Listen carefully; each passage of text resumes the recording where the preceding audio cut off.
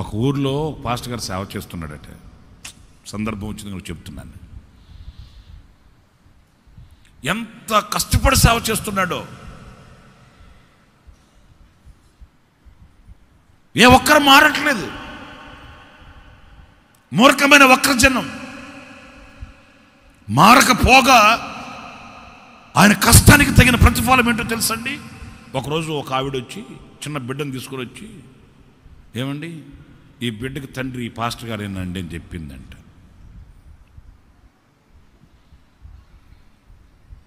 వెంటనే వాళ్ళు ఆ బిడ్డని పాస్టర్ గారికి ఇచ్చి అతన్ని బహిష్కరించారు, ఊరిలోంచి బహిష్కరించారు. ఆ పాస్టర్ గారు ఏమని మాట్లాడలేదండి.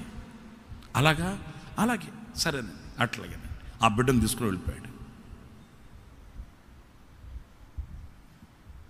ఏం మాట్లాడలేదండి. నేను అది ఒక సాక్ష్యం చదివాను, ఆ విషయం చెప్తున్నాను.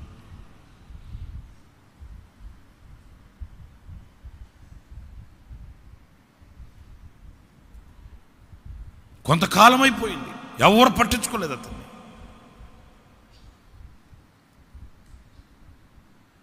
కొంతకాలం అయిపోయింది. ఆయన ఎన్ని తిప్పలు పడ్డాడో ఏంటో, ఇంకా లోకం ఎలా చూస్తుందో మీకు తెలుసు కదండి. అయిపోయింది.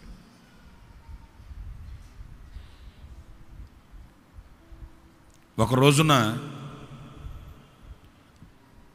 ఆ పాస్టర్ గారు ఈ అబ్బాయిని ఒక గొప్ప సేవకుని చేశాడు. ఆయన చనిపోయాడు, ఆ పెద్ద ఆయన చనిపోయాడు. ఈ అబ్బాయి పాస్టర్ అయ్యాడు, సేవకుడు అయ్యాడు, గొప్ప సేవకుడు అయ్యాడు.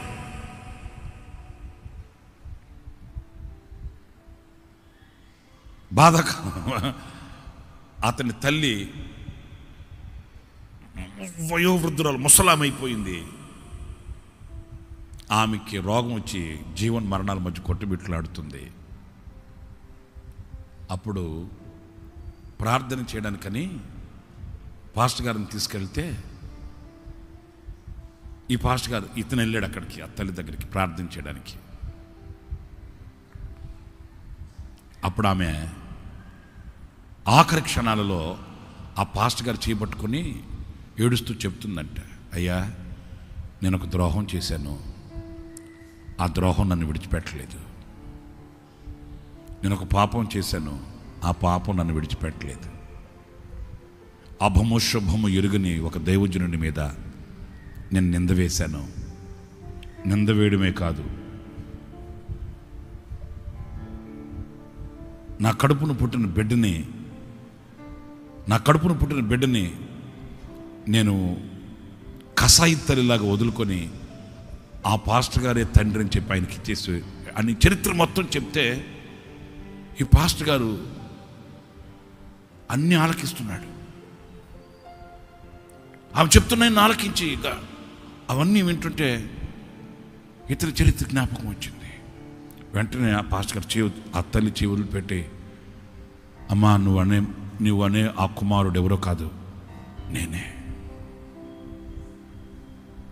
నాకు తండ్రి ఆయన అనుకున్నాను, చనిపోయాడు. నా తల్లి నీవా? ఒకరినొకరు పట్టుకుని ఏడ్చుకున్నారట. ఆ తల్లి చెప్పిందట, నాయనా నీకు ఆ పాస్టర్ గారికి సంబంధమే లేదు. ఈ ఊరు ప్రజలు నన్ను వాడుకున్నారు. ఈ ఊరి ప్రజలు ఆ పాస్టర్ గారి మీద ఉన్న కక్ష తీర్చుకోవడానికి నన్ను వాడుకొని ఇలా చేశారు.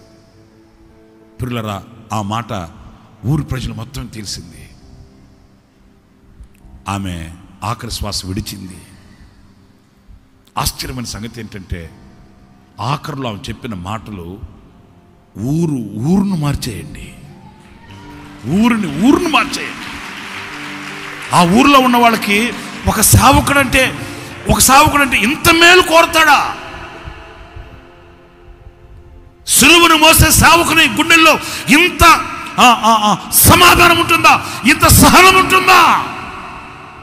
మరి ఏనాడు ఆయన పదవి పిప్పినవాడు కాదే, ఏనాడు ఆయన మాట చెప్పినవాడు కాదే, ఏనాడు తన అన్యాయాన్ని గురించి వివరించిన వాడు కాదే, ఇంత సహనమా? ఆ సేవకులలో ప్రభువుని చూచారు అన్ని. ఆ ఊరి ప్రజలందరూ ఒక్క రోజులే చరిత్ర తిరగదిప్పినట్లుగా.